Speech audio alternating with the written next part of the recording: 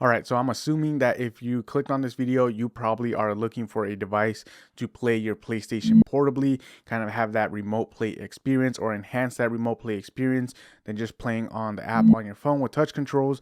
So because of that, I won't really be touching on all the extra things that the Backbone does.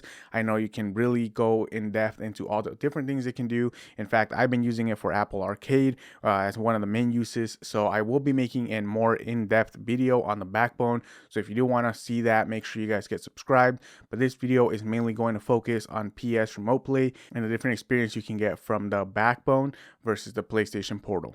And even though both of these devices are great at doing their own thing, they are very completely different devices. The Backbone is more of an iPhone accessory versus the PlayStation Portal is going to be a dedicated device for playing your PlayStation portably. It's going to be a streaming device. So if you're looking for something very specific or mainly to use as a companion to your PS5, I do recommend that you go for the PlayStation Portal instead of the Backbone. And I know I'm going to get a lot of hate for that. The PlayStation Portal right now is really hated by the main market, and that's because it wasn't really made to be a portable device, which is what a lot of people were expecting. It's only made for one thing and one thing only, and that's for playing your PlayStation on a smaller screen, kind of having that PS remote play experience and kind of having a better experience through the portal instead of using your phone. But there are a few factors that I took into consideration when recommending the Portal instead of the Backbone. And the first thing that a lot of people say against it is going to be the price. And even though the Backbone does come in at half the price, usually around $100, the PlayStation Portal costs $200. Like I said, they're two very different devices because the Backbone is only a phone accessory. It doesn't come with a screen. It's not a standalone device. You can't charge it. You can't take it anywhere. Well, I guess you can't take it everywhere. It won't do its own thing. Whereas the PlayStation Portal is its own device. You have to charge it. It comes with a built-in screen.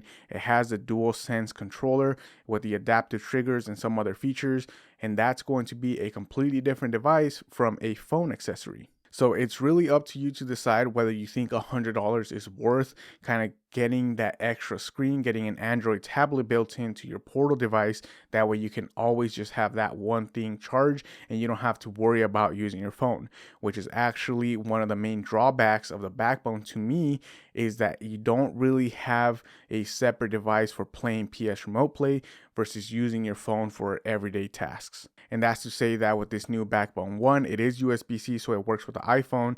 But if the iPhone was my main device for the whole day, I now have to make sure to charge it so that it not only works for PS Remote Play, but so that I can send messages, so that I can watch YouTube, so that I can scroll through social media. And that to me is really going to kill the battery, especially with iPhones. They're notorious for having really bad batteries. The battery capacity drops 5 to 10% just by itself. So now imagine running it through the Backbone, streaming, gaming all the time. Here you'll see a huge temperature comparison. The iPhone gets really hot if you're playing something like Call of Duty, something with story mode. It's going to get really hot, and that's going to degrade the battery faster.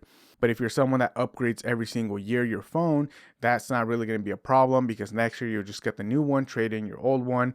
Most places don't really look at battery capacity. They just take it unless you're doing third-party sell, which is a whole different thing. But for the most part, you don't really care. You upgrade the next year. But for the majority of people, someone that's looking already for the cheaper end, going for the Backbone because it's cheaper, I'm going to assume that they're not really upgrading every year. That's not something that they look into. They're looking for the more budget thing to make their phone last longer, to kind of get more use out of their phone. And that's going to degrade the battery. So that's why I personally think it's better to invest now an extra $100, get the device that comes with a built-in tablet, and that way you don't mess up your personal phone. But the pro side of that is that when using the Backbone, you do get a better screen than the PlayStation Portal. The PlayStation Portal is an LCD screen, so they're not really as deep of blacks. You do get some light bleed through. It's kind of slower. It's less quality, which doesn't really matter because when you're streaming it off the PlayStation, your iPhone will also be capped, but you at least get that AMOLED screen on an Android or an iPhone. And then, like I mentioned at the start of the video, the backbone is a phone accessory. So a huge pro as well is going to be that really the limitations of the backbone is going to be the limitations of the device that you're using. If you're using an Android or iPhone, there's a lot of apps that have controller support, so you can use the backbone along with those apps.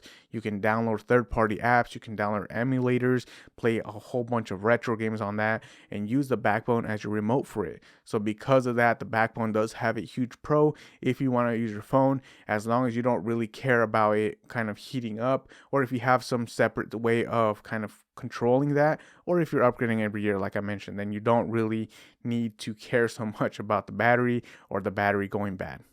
And then when it comes to the portal, really the pro is going to be that it's a dedicated device. So you don't have to worry about the battery going bad. You don't have to worry about sharing it with notifications, sharing it with all the other data using YouTube. But the cons is that it's really locked down. It's very limited. It doesn't really allow you to do anything. It's completely controlled by Sony, where it can only connect for PS Remote Play.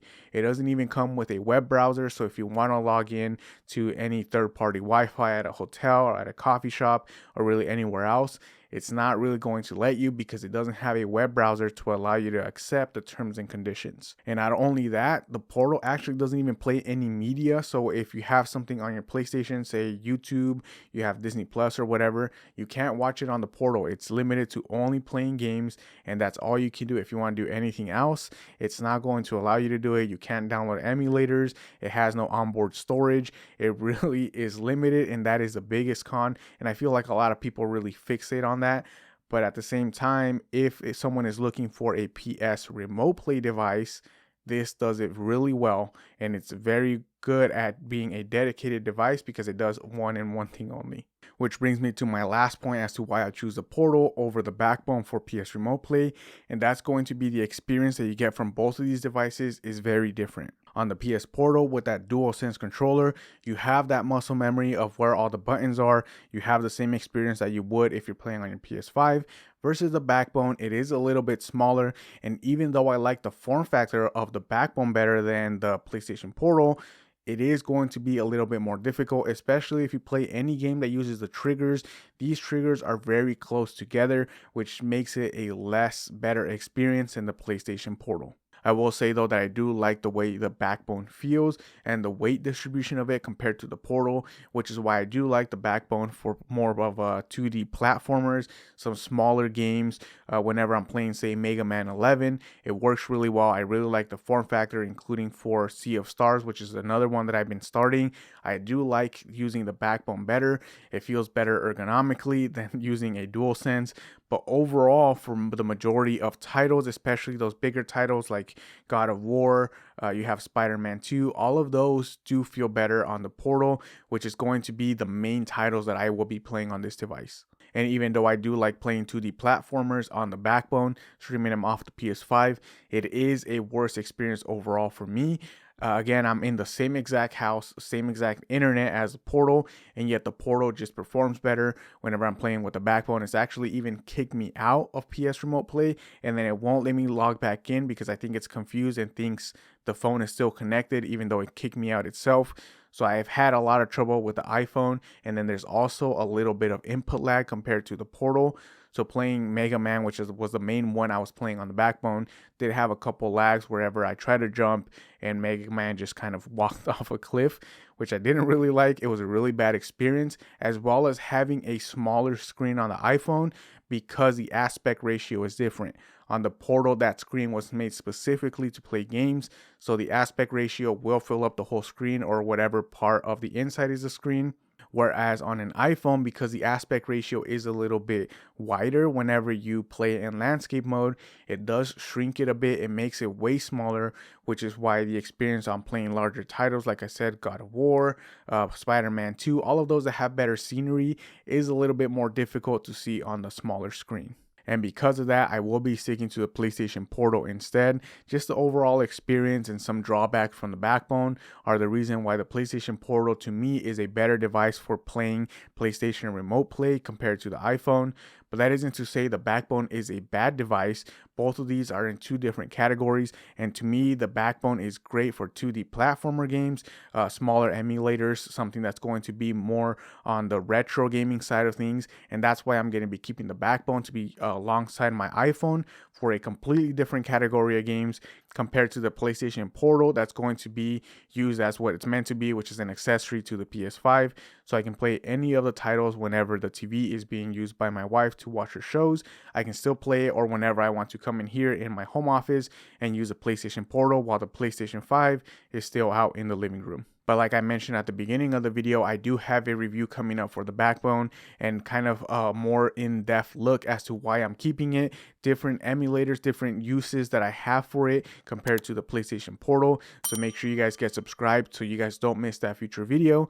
But that is all I have for this comparison. Let me know down in the comments, what do you guys think? Are you guys still sticking to the backbone, or are you going to be purchasing a PlayStation Portal?